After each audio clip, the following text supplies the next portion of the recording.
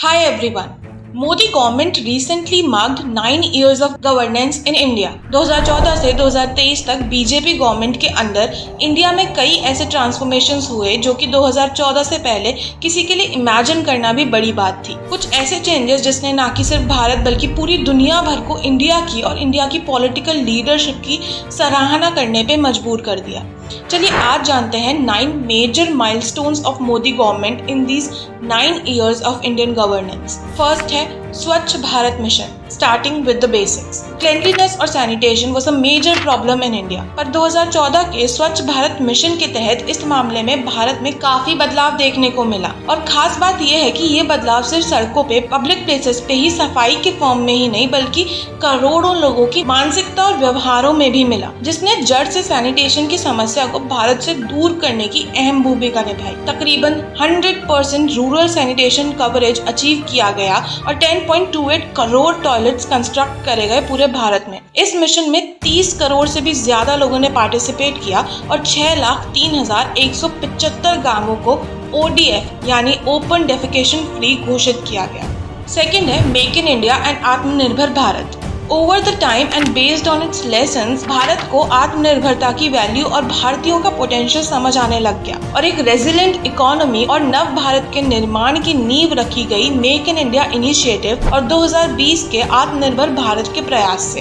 जहां पहले भारत काफी चीजों के लिए इंपोर्ट्स पर डिपेंडेंट रहा करता था, आत्मनिर्भर भारत के अंतर्गत PLI यानी प्रोडक्शन लिंक्ड इंसेंटिव स्कीम को भी लॉन्च किया गया, जिससे डोमेस्टिक मैन्युफैक्चरिंग सेक्टर और सप्लाई चेन मैनेजमेंट को एक मेजर बूस्ट मिली और जिससे इंपोर्ट्स पे भारत की डिपेंडेंस काफी हद तक कम हुई। और साल दर साल भारत का FDI यानी फॉरेन डायरेक्ट इन्वेस्टमेंट न कि केवल अमाउंट में एक्सपोनेंशियली बढ़ा बल्कि इसके सोर्सेज और डोमेन्स भी काफी एक्सपैंड हुए। इसी के साथ एम्प्लॉयमेंट अपॉर्चुनिटीज भी जनरेट की गई और स्टार्टअप इंडिया इनिशिएटिव के अंतर्गत एंटरप्रेन्योरशिप को एनकरेज किया गया। DPIIT के डेटा के हिसाब से 28 फरवरी 2023 को भारत में 92,683 लिस्टेड स्टार्टअप्स थे। Third, robust foreign policy and global position. Bharat की गुलामी का इतिहास काफी पुराना है और शायद इसी कारण से ही एक सर्विंग मेंटालिटी भारत के लोगों में डेवलप हो गई थी, या कह लो कि भारत में खुद का स्टैंड लेने का काफी सालों तक कॉन्फिडेंस ही नहीं रहा है और भारत न जाने कितनी बार US और रशिया जैसी कंट्रीज के रिकॉग्निशन के पीछे भागता रहा है। But the scenarios are different now. एक strong political leadership, clear vision और स्ट्रैटेजी और असर्टिव पॉलिसी के सहयोग से भारत अब एक ग्लोबल लीडर के रूप में उभर के आ रहा है और इसी भारत को एक इकोनॉमिक डायमेंशन दिया है वर्ल्ड बैंक ने। इंडिया का ease of doing business index जहां 2014 में 142 रैंक पे था, 2022-23 में 10th रैंक पे है एंड दिस इज रिमार्केबल। और सिर्फ ये नहीं बल्कि तमाम पैरामीटर्स पर इंडिया की रैंकिंग इम्प्रूव हुई है। इंडिया की डिप्लोमेटिक और फॉरेन पॉलिसी भी अब इतनी तगड़ी और अपफ्रंट है कि दुनिया भर के बड़े छोटे देशों के leaders including Europe, US, Australia etcetera और यहाँ तक कि पाकिस्तान के इमरान खान भी इसकी तारीफ करते नहीं रुक पाए। Fourth, security and combat. Indian army की वीरता और कैपेबिलिटीज के चर्चे जितने भी करे जाएं कम है और रीसेंट GFP इंडेक्स में Indian army stood at 4th position globally. भारतीय आर्मी में 1.45 मिलियन एक्टिव ट्रूप्स है और 0.9 मिलियन रिजर्व ट्रूप्स। भारत की फोर्सेस और इंटेलिजेंस एजेंसीज ने पिछले 9 साल में काफी खतरनाक और इंटेलिजेंट कोवर्ट ऑपरेशंस कंडक्ट किए हैं and Uri attack was just another example. ये कोवर्ट ऑपरेशन पाकिस्तान के लिए एक करारा जवाब था कि India is not going to tolerate any more. LAC पे भी इंडियन फोर्सेस सीना तान के अब महीनों से विश्व की सबसे well equipped and strong force यानी चाइना के सामने तैनात खड़ी है, as strong and uncompromising as it can be. Internal security भी इंडिया की ट्रेमेंडसली इंप्रूव हुई है with lesser recorded crime rates और इस रिफॉर्मेशन के लिए उत्तर प्रदेश अब एक बहुत बड़ा उदाहरण है।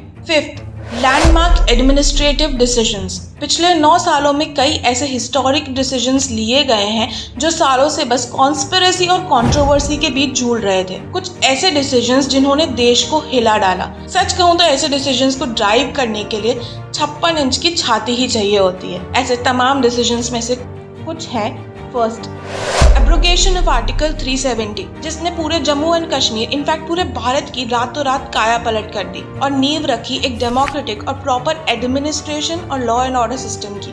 जिससे ना ही जम्मू कश्मीर में सोशो इकोनॉमिक डेवलपमेंट में बढ़ोतरी हुई बल्कि रेडिकलाइजेशन और टेरर एक्टिविटीज काफी हद तक कंट्रोल हो गई।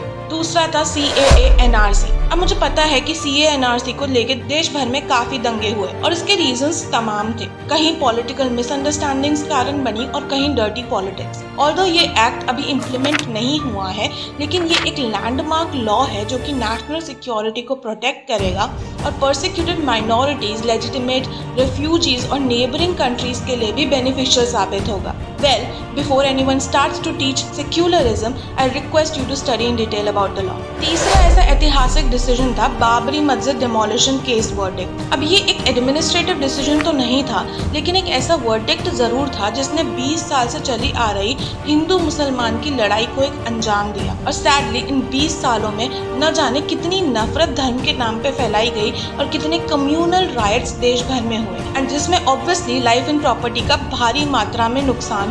और इसी वर्डिक्ट के साथ बाबरी मस्जिद के अराउंड पॉलिटिकल एजेंडा क्रिएट करने वालों को और एक्सट्रीमिस्ट आइडियाज फैलाने वालों को भी एक करारा जवाब मिला। 6. Demonetisation and digitisation. नवंबर 2016 में हुआ एक और ऐतिहासिक डिसीजन, डीमोनेटाइजेशन, जिसके तहत 500 और 1000 के नोट को तुरंत प्रभाव से बंद कर दिया गया और काले धन और करप्शन की पुजारियों की हवाइयां उड़ गई थी। ये एक ऐसा अनएक्सपेक्टेड डिसीजन था जिसने इंडियन इकोनॉमी में एक मच नीडेड हेल्दी पुश दिया था और इलेजिटिमेट कैश फ्लो को काफी हद तक रेस्ट्रिक्ट किया था, जो कि corruption, terror and extremist funding और इलिसिट ट्रैफिकिंग को फीड करता था। इसी के साथ डीमोनेटाइजेशन से बैंक के इंटरेस्ट रेट्स भी रिड्यूस हुए, जिससे एक आम आदमी को काफी फायदा हुआ। इसी के साथ एक मच नीडेड रिफॉर्म लाया गया है थ्रू रैम्पेंट डिजिटाइजेशन, जो कि अलग अलग सेक्टर्स जैसे बैंकिंग, एजुकेशन, ई-कॉमर्स सेक्टर में सर्विसेज को और इंक्लूसिव और एफिशिएंट बनाने के लिए किया गया। 7. GST tax simplification reforms. 2017 में इंडिया की टैक्स रिजीम में एक लैंडमार्क चेंज आया through goods and services tax GST act 2017। इस नई टैक्स रिजीम से टैक्सेशन के कैस्केडिंग इफेक्ट को, जो कि इससे पहले हो रहा था, उसे काफी हद तक रिड्यूस कर दिया गया और लोगों और अथॉरिटीज दोनों के लिए टैक्सेशन सिस्टम को काफी सिंप्लीफाई कर दिया गया। इससे टैक्सेशन सिस्टम के काफी लूप होल्स जिनसे करप्शन को और टैक्स इवेजन को बढ़ावा मिल रहा था, वो भी काफी हद तक कंट्रोल हुए। इसी के साथ GST रिजीम के तहत कंपैरेटिवली काफी ज्यादा लोग टैक्सेशन नेट में इंक्लूड हुए, which is ultimately beneficial for the overall economy and development of Bharat. In fact, PIB के अकॉर्डिंग इंडायरेक्ट टैक्स पेयर्स के नंबर में 50% यानी 3.4 मिलियन लोगों की बढ़ोतरी हुई है। 8. Infrastructural milestones. किसी भी कंट्री के डेवलपमेंट में इंफ्रास्ट्रक्चर एक की फैक्टर होता है, या कह लो कि इंफ्रास्ट्रक्चर डेवलपमेंट की बैकबोन है, और इसी कारण से मोदी गवर्नमेंट के की फोकस एरियाज में एक बड़ा हिस्सा इंफ्रास्ट्रक्चरल डेवलपमेंट का भी है। और इसी का प्रमाण है NIP यानी national infrastructure pipeline with an initial outlay of ₹102 lakh crores as announced in 2019। Atal tunnel, जो कि दुनिया का longest single tube highway tunnel है, 10,000 फीट की एल्टीट्यूड से भी ऊपर। World's highest railway bridge which is Chenab bridge. 74 new airports, 400 Vande Bharat trains for better and fast commutation, 53,000 kilometre की एडिशनल कवरेज इंश्योर करते हुए world class highways and expressways and specially the strategic golden quadrilateral expressway. इसी के साथ भारत के बढ़ते infrastructural strength का साक्षात प्रमाण है सेंट्रल विस्टा प्रोजेक्ट, जिसे रिकॉर्ड टाइम में बहुत ही थॉटफुली इंडिया के इंडिजिनस रूट्स और गवर्नेंस प्रिंसिपल्स को मद्देनजर रखते हुए state of the art design और सारी मॉडर्न एमेनिटीज के साथ बनाया गया है, और जो हर भारतीय की शान और दुनिया की सबसे बड़ी डेमोक्रेसी यानी इंडिया का गौरव है। इंडिया के इंफ्रास्ट्रक्चरल माइलस्टोन्स की लिस्ट एक्चुअली काफी लंबी है।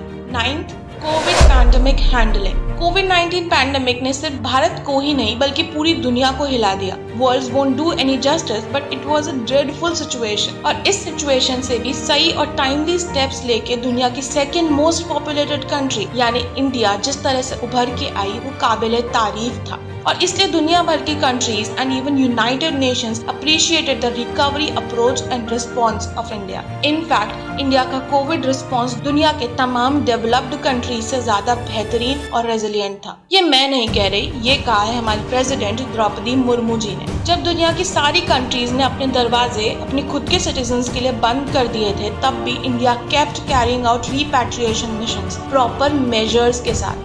serving its citizens in real sense. Tackling Indian population was not easy and किसी तरह से social distancing के बावजूद भी, इतने बड़े क्राइसिस के बावजूद भी इंडिया was kept united. अब देखो पैंडेमिक के लिए तो दुनिया की कोई भी कंट्री प्रिपेयर्ड नहीं थी, इसलिए गलतियां रही, अनमेजरेबल लॉसेस भी हुए, पर उन पे काम भी किया गया। चैलेंज था पर उससे भागने की जगह उससे लड़ा गया और एक स्ट्रेटेजिक अप्रोच के कारण इंडिया और Indian economy both recovered quite successfully. India also launched the biggest vaccination drive in human history और वैक्सीन्स को भी इंडिजिनसली डेवलप करा गया। आपदा को अवसर में बदला गया and India kept working towards its goals. आत्मनिर्भर Bharat initiative, rampant digitization and adoption of high-octane technology across multiple sectors, increase in manufacturing and production capabilities, medicinal development, infrastructural development, social welfare, recovery and growth schemes.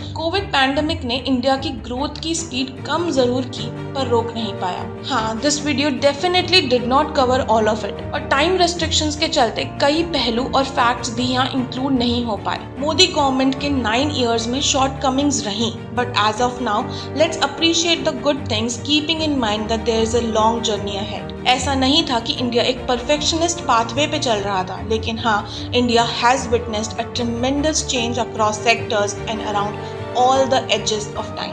India is proudly emerging as a global leader in all respects and its vision and trajectory is significant to the world. India matters now, as said by our External Affairs Minister Dr. S. Jaishankar. However, अभी मंजिल दूर है और रास्ता लंबा और कठिन दोनों, और ये जर्नी सिर्फ भारत सरकार या मोदी जी की नहीं, ये पूरे भारत की जर्नी है। भारत की जनता बस एक बेनिफिशियरी नहीं है बल्कि अथॉरिटी है and it is driving the nation. After all that is what democracy is. Video पसंद आई हो तो लाइक और शेयर जरूर करें और अपनी फीडबैक को कमेंट सेक्शन में ड्रॉप कर दें। जय हिंद।